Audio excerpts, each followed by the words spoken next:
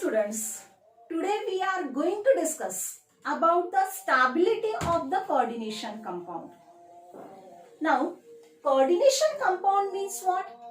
In that compound, one is the metal and the second is called as the ligand, which is attached to this metal and which are enclosed in a square bracket. And in this way, this coordination compound is formed. Now here the two important species, one is the metal and the second one is called as the ligand. Now this stability which depends upon the interaction between the metal ion and the ligand one. That means the first point is what? The stability of complex depends upon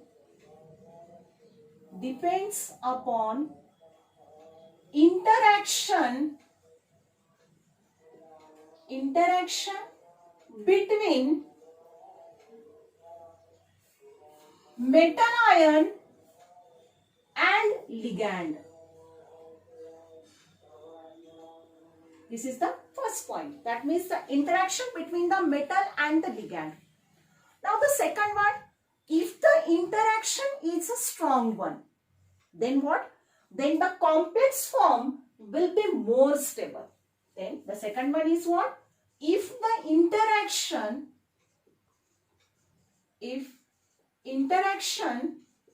is strong, then complex form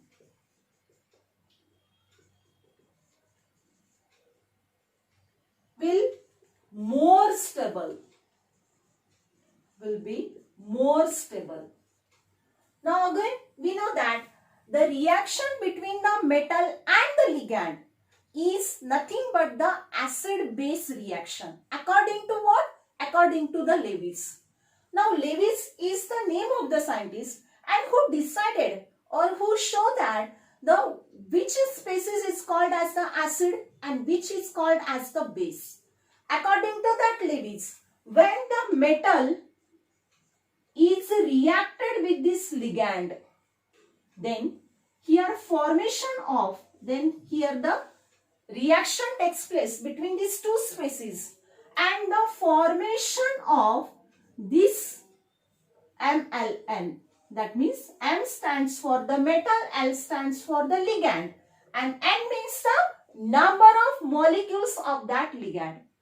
Now obviously these two species carry some charges. Suppose this M carries A positive charge, L carries X negative charge. Then the complex which is formed here, which carries A plus X minus charge. Now this complex carries what? A plus X minus charge. Now here A plus is X minus and A plus X minus are the charge on what? Metal, ligand and this complex respectively. This is what? Respectively. These are the charges.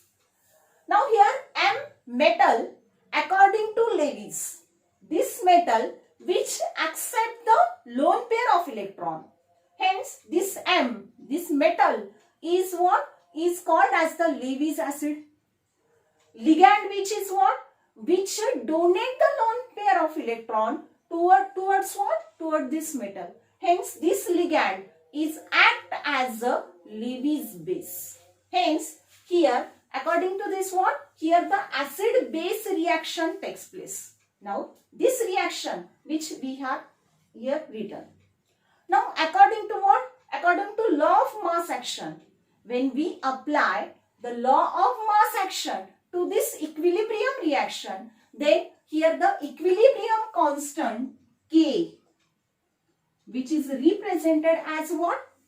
This K, it is nothing but the concentration of the product. In this reaction, this complex which is formed here, which is a product, and which is the reactant, this M and L, which is at the reactant side. Now, when we apply the law of mass action, then according to this K is the equilibrium constant K, and this K is equal to concentration of the product. This is what? MLN A plus X minus divided by concentration of, the product of the concentration of reactant. Now, reactant is what? Concentration. That means this is a M A plus into concentration of that reactant, L and X minus. This is what? This will be the equilibrium constant, and here K is called as the stability of that complex, where here K is what? Stability of complex. Now, higher the value of K, then the complex will be the more stable one. That means the stability of this complex, which depends upon the value of what? K.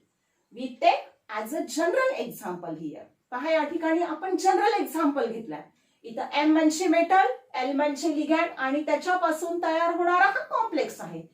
याच्यावरती जेव्हा आपण law of mass action apply करतो equilibrium constant K नुसार, आपल्याला यामध्ये काय मिळतं? Concentration of the product divided by concentration of what?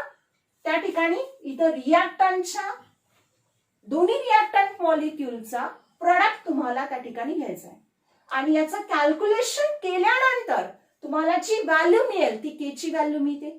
मग ती के ची व्हॅल्यू जेवढी जास्त तेवढा त्या ठिकाणी तो काय करेल? तेवढा तो मोर स्टेबल कॉम्प्लेक्स त्या ठिकाणी फॉर्म करतो. म्हणजे ही स्टॅबिलिटी तुम्हाला या फॅक्टरवर सांगता येते. म्हणजे आपण पहा, पहिले इथे पहा, आपण पहिला पॉइंट काय सांगितलं तुम्हाला, लिहावं काय लागेल त्याच्यासाठी हे लक्षात घ्या. तर यामध्ये पहिला पॉइंट लिहित असताना की ही जी स्टॅबिलिटी आहे ती स्टॅबिलिटी मात्र कशावर डिपेंड असते?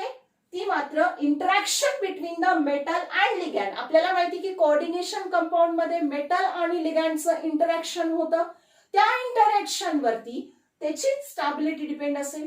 सेकंड फॅक्टर मध्ये सांगितलं की इंटरॅक्शन जर स्ट्रॉंग असेल मेटल आयन आणि लिगॅंड मधलं, तर तो कॉम्प्लेक्स तेवढा त्या ठिकाणी मोर स्टेबल असतो.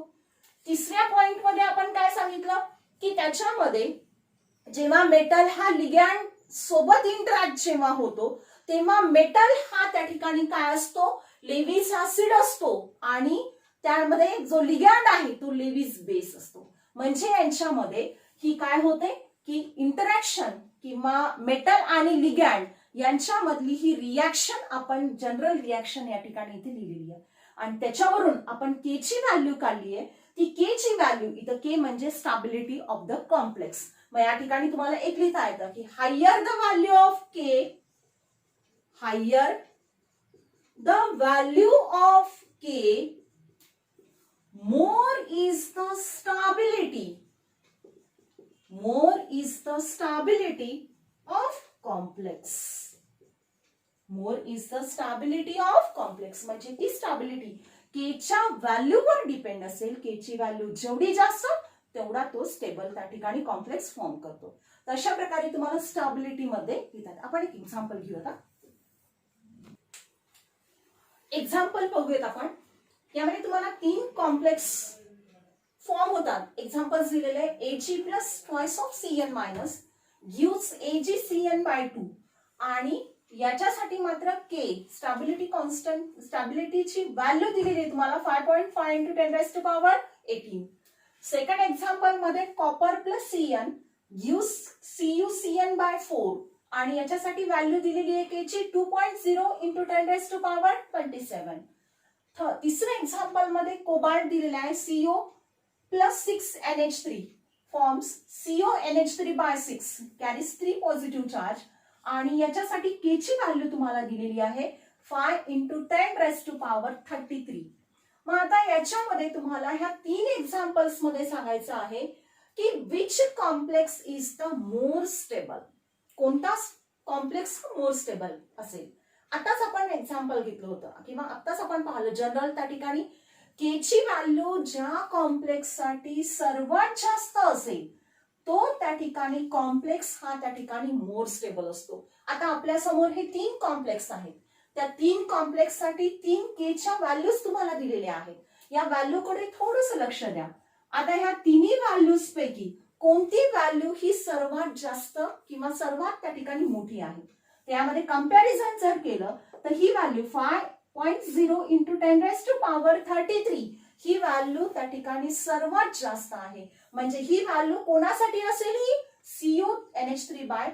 NH3/6 साठी असेल. आणि म्हणून आपण या ठिकाणी असं म्हणू शकतो की from the above 3 examples the value for the CONH3/6 is more किंवा is higher. Hence, this CONH3/6 is the more stable complex as compared to the AgCN/2 and CuCN/4. असं तुम्हाला एक्सप्लेनेशन त्या ठिकाणी लिहिता येतं. म्हणजे तुम्ही काय लिहिणार, from the above example value of K for complex CONH3/6 is more or is higher. Hence CONH3/6 is a more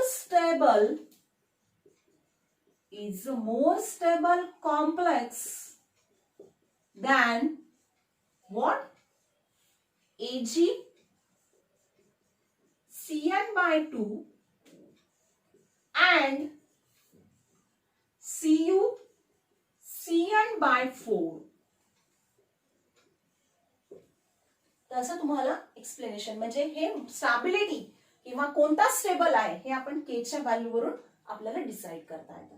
परत तुम्हाला इंडेक्स क्वेश्चन एक दिलेला आहे की ज्यामध्ये क्वेश्चन असा विचारलेला आहे, पहा की stability constant K of AgCN/2 is 5.5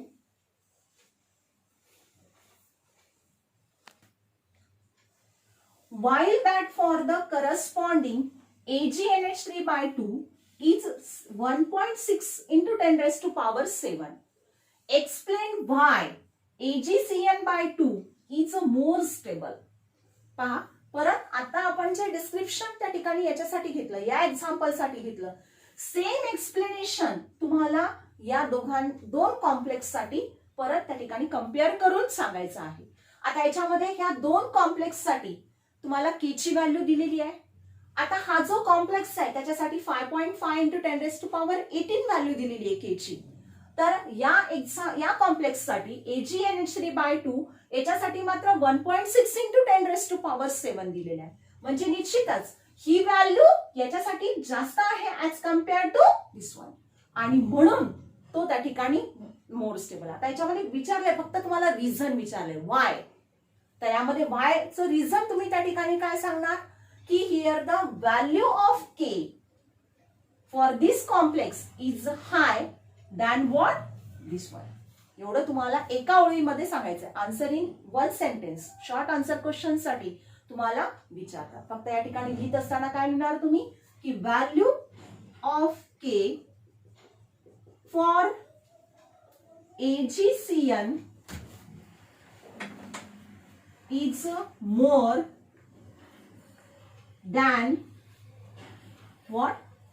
AgNH3/2. म्हणून hence what? AgCN is more stable. हे एका वाक्यामध्ये तुम्हाला लिहिता येईल. This is about the stability. त्यानंतर सेकंड फॅक्टर आहे त्यामधला की factors which affect on stability of the complex. म्हणजे त्या स्टॅबिलिटीवरती कोणकोणते फॅक्टर्स अफेक्ट करतात. त्यामध्ये फर्स्ट फॅक्टर आहे charge to size ratio of the metal ion. म्हणजे याच्यामध्ये तुम्हाला चार्ज टू साइज हा रेशो त्या ठिकाणी घ्यायचा आहे. जेवढा रेशो जास्त तेवढा त्या ठिकाणी तो मोर स्टेबल असेल. म्हणजे याच्यामध्ये higher the charge to size ratio, higher the charge to size ratio, more is the stable complex. More is the stable complex. म्हणजे तेवढा तो किंवा more is the stability असंही तुम्हाला त्या ठिकाणी म्हणता येतं. More is the stability of what that complex. आता याच्यामध्ये एक आपण एक्झाम्पल घेऊया की यामध्ये ऑर्डर तुम्हाला दिलेली आहे. ऑर्डर Cu2+, त्यानंतर कोबाल्ट, निकेल, आयर्न, मॅग्नीज आणि कॅडमियम. हे एक्झाम्पल तुम्हाला दिलेलं आहे. याच्यामध्ये तुम्हाला स्टॅबिलिटी ऑर्डर या ठिकाणी ऑर्डर ऑफ स्टॅबिलिटी त्याच्यामध्ये हे एक्झाम्पल्स घेतलेले आहेत. कोणकोणत्या मेटल आयन्ससाठी घेतलेले आहेत पहा. Copper, cobalt, nickel, iron, manganese आणि कॅडमियम. आता याच्यामध्ये तुम्हाला सरळ सरळ कॉपर या मेटल आयनची स्टॅबिलिटी ऑर्डर ही त्या ठिकाणी जास्त आहे कोबाल्ट पेक्षा, कोबाल्टची जास्त आहे निकेल पेक्षा, निकेलची जास्त आहे आयर्न पेक्षा, मॅग्नीज आणि कॅडमियम. म्हणजे सगळ्यात जास्त कॉपरची आहे तर सर्वात त्या ठिकाणी कमी कॅडमियमची आहे. आता यामध्ये तुम्हाला हे दिसतं की सगळ्यांवरती चार्ज सारखा आहे.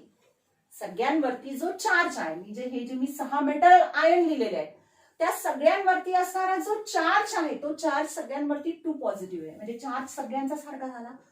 परंतु या ठिकाणी इथं हा जो कॉपर आहे त्या कॉपरची साईज आयोनिक रेडियस त्याची जर आपण काउंट केली तर ती 67 पिकोमीटर आहे.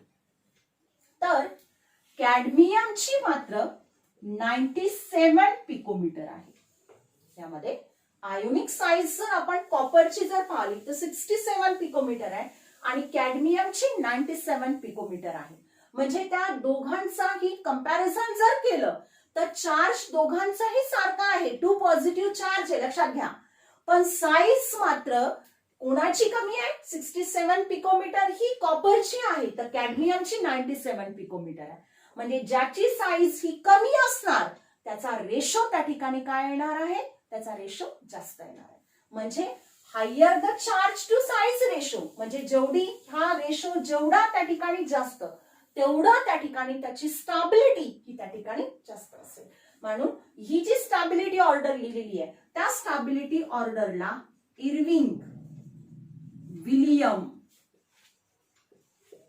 स्टॅबिलिटी ऑर्डर असं त्यात सुद्धा म्हटलं जातं. ही जी मी स्टॅबिलिटी ऑर्डर त्या ठिकाणी लिहिलेली आहे तर त्या स्टॅबिलिटी ऑर्डरला इर्विंग विलियम स्टॅबिलिटी ऑर्डर असं सुद्धा त्या ठिकाणी आपल्याला म्हणता येतं. तर हा झाला एक फॅक्टर. त्यानंतर सेकंड फॅक्टर आहे